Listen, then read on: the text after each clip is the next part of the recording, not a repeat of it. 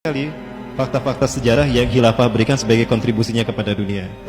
Ya, Bapak Ibu sekalian yang dirahmati Allah. Lalu bagaimana dengan Indonesia pada saat kekhilafan ada? Bapak Ibu, saya tanya Bapak Ibu sekalian, kira-kira Islam ke Indonesia sampai kapan? Kapan Islam sampai ke Indonesia? Selama ini ada yang menyatakan pada abad ke tahun 1100-an, abad ke-11, ada yang menyebutkan abad ke-12. Ada juga yang menyebutkan abad ke-7. Sejak Rasulullah masih hidup, Islam sudah sampai ke Indonesia. Ada teori Gujarat, ada teori Arab. Bapak Ibu, saya ingin mengajak Bapak Ibu untuk beranalisa. Di zaman Fir'aun, jasad para Fir'aunnya Mesir itu dimumikan.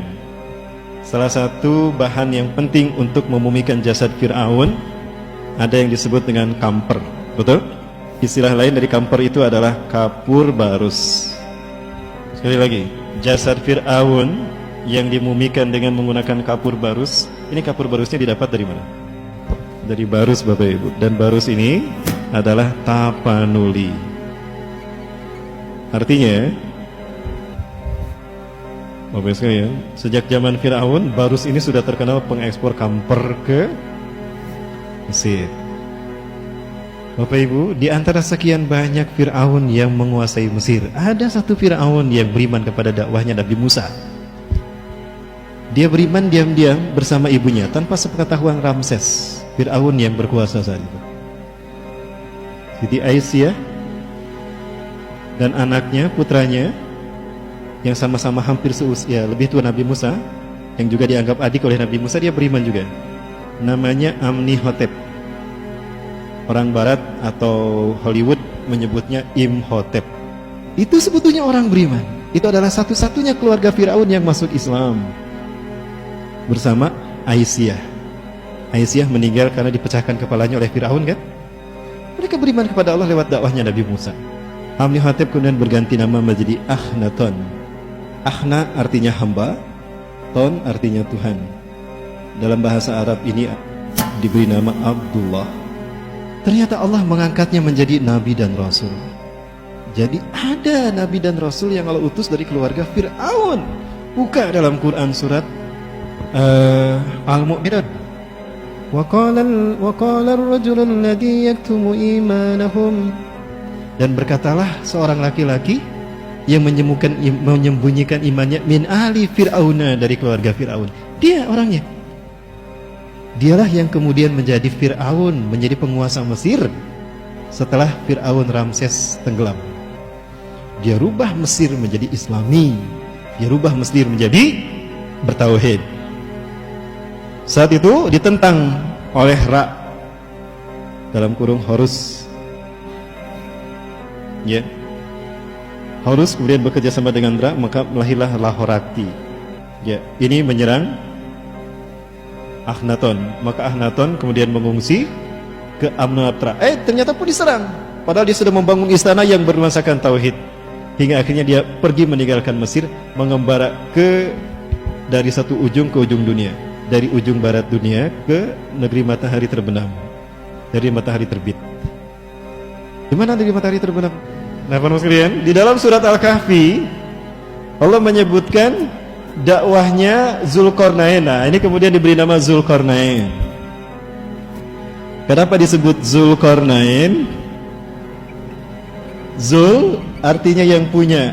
Wallahu Zul Fadlil Azim. Dan Allah yang maha mempunyai keutamaan yang agung. Zu artinya yang mempunyai. Kornain dua tanduk. Jadi Zulkarnain itu yang punya dua tanduk. Kenapa? Karena orang-orang Mesir, raja-raja Mesir, walaupun kepalanya pelontos, tapi ada rambut yang diuntun di sini, kanan kiri. Makalah seperti tanduk. Karena punya dua, jadi Zulkarnain. Nah, Zulkarnain Allah perintahkan dakwah. Dia dakwah dari negeri matahari terbenam yang ada lumpur hitamnya. Syekh Hamdi bin Hamzah Abu Ziyad melakukan penelitian bahwa ternyata tempat yang disebutkan dalam Al-Quran yang terdapat lumpur hitam itu adalah Maldives. Maldives. Dan negeri matahari terbit itu ternyata bukan Jepang. Dia bernama Kiribati. Nah, ini Kiribati. Australia, New Zealand, Papua, ada New Zealand di atas dan ada Kiribati. Ternyata ini New Zealand. Di Kiribati ini Dan di Maldives itu banyak orang-orang Islam dan mereka kenal kepada cerita Zulkarnain. Ada yang menyebutkan ternyata silsilah mereka nyampe ke Zulkarnain. Ini Maldives, negeri matahari terbenam yang ada lumpur hitamnya, dan ini Kiribati. Berarti dia mendakwahkan Islam dari sini sampai ke sini. Terus ke Eropa, sampai ke Cina, mengurung Ya'juj Ma'juj, membuat Cina masuk Islam. Jadi Cina sudah tersentuh tauhid sejak zaman Zulkarnain sampai dakwah ke Eropa, sehingga dunia ada dalam genggaman dakwahnya, dan dia kembali ke Mesir. Artinya salah satu jalur dakwah dari dia adalah melewati jalur ini kan, melewati jalur Nusantara. Itu dakwahnya Zulkarnain di zaman Nabi Musa. Jadi Islam menyentuh Indonesia sejak kapan? Sejak zaman Nabi Musa alaihissalam. Nah, ini sejarah yang baru Bapak. Itulah alasan kenapa Indonesia mayoritas Islam.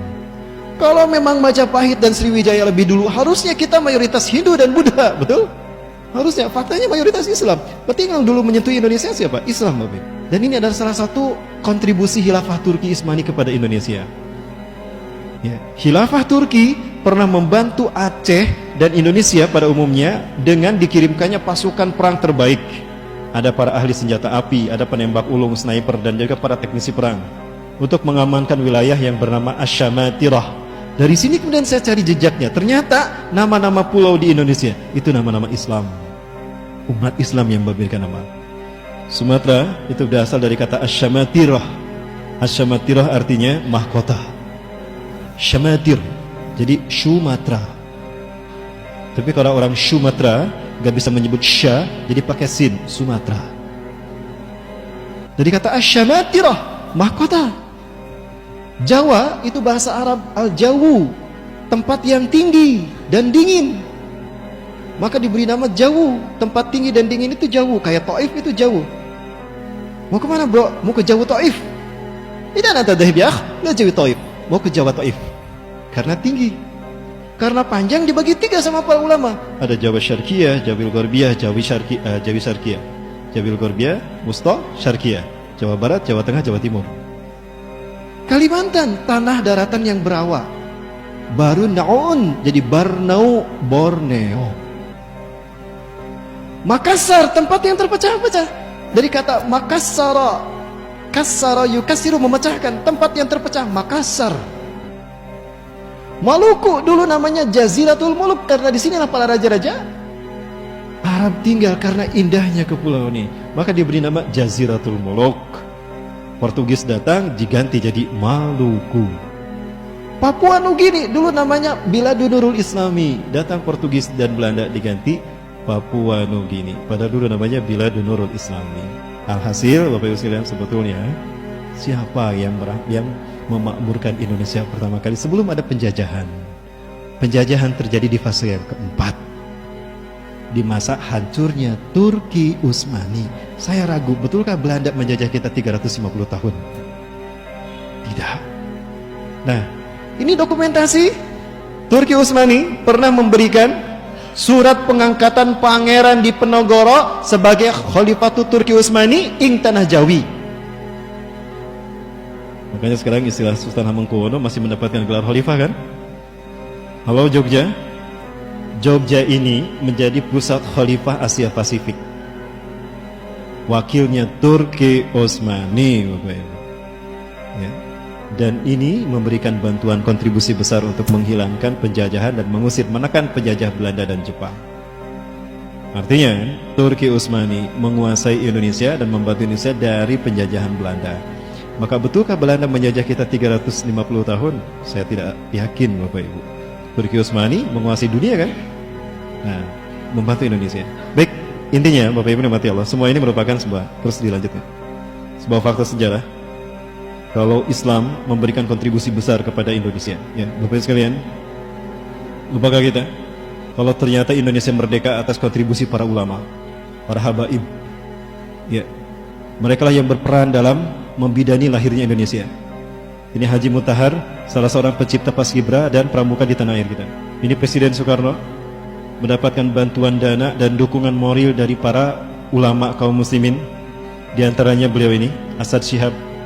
Beliau adalah ayahanda dari Habib Rizik Syihab. Apakah ini yang disebut dengan ancaman bagi keberadaan nasionalisme dan Pancasila? Lawang yang membantu lahirnya Pancasila di Indonesia adalah kaum muslimin. Maka pada saat itu dibacakanlah teks proklamasi kemerdekaan Indonesia. Di mana teks ini, proklamasi bangsa kita berdiri didirikan, diucapkan di rumahnya Farad Said Martak.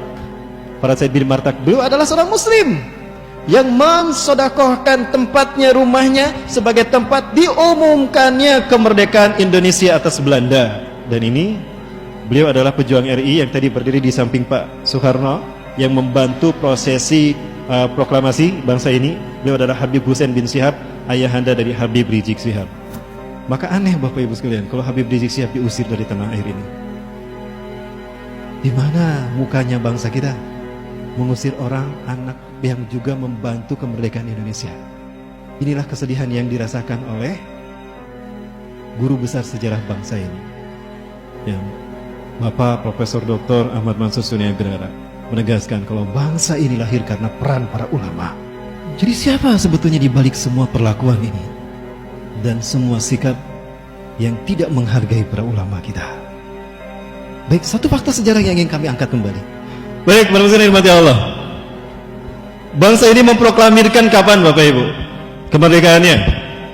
17 Agustus 1945. 2 bulan setelah ini, Oktober kan?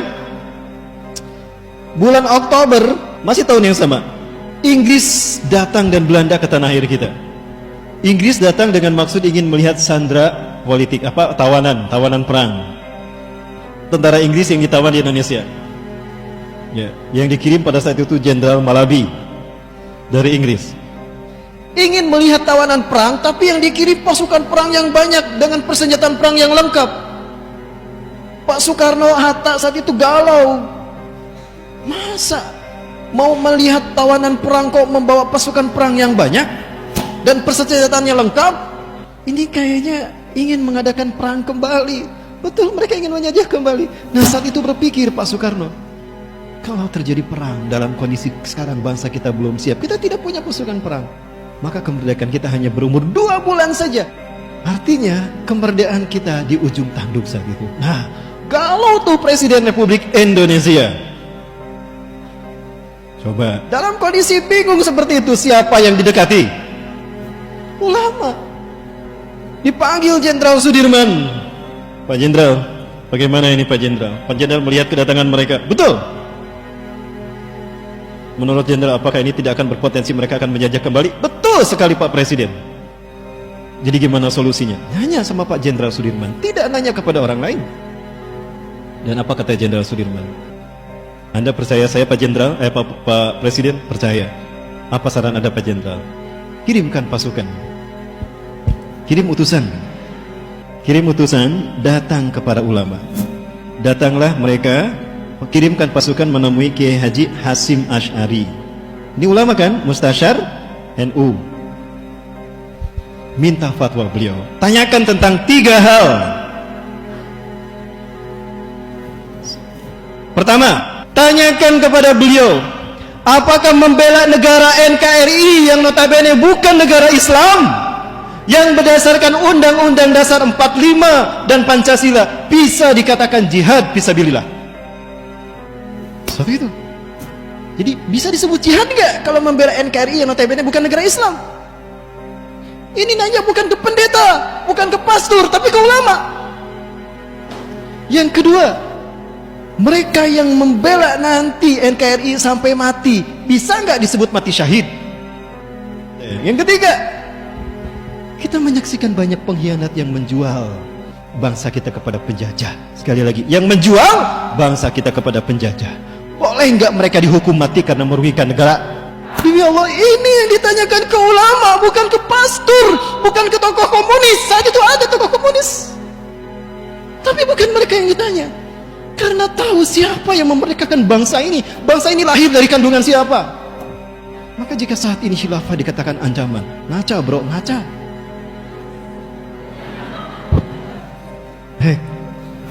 Maka apa yang terjadi? Jawaban Kiai Haji Hasim Asy'ari, pendiri Nahdlatul Ulama yang berjenggot itu, ya, yang sekarang dipimpin oleh yang anti jenggot. Beliau memanggil semua ulama seluruh Jawa dan Madura, termasuk dari Jawa Barat, dari Cirebon dan Banten. Ada pesantren Kiai Haji apa tuh, dari pesantren Buntet Cirebon, datang. Diminta pendapat mereka. Hasilnya lahirlah resolusi jihad NU. Dan ini yang kita butuhkan, 3 fatwa resolusi jihad NU.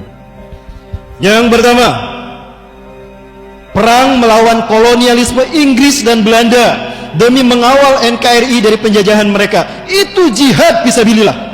Yang kedua, mereka yang gugur dalam perang membela NKRI dari penjajah Belanda dan Inggris, itu mati syahid.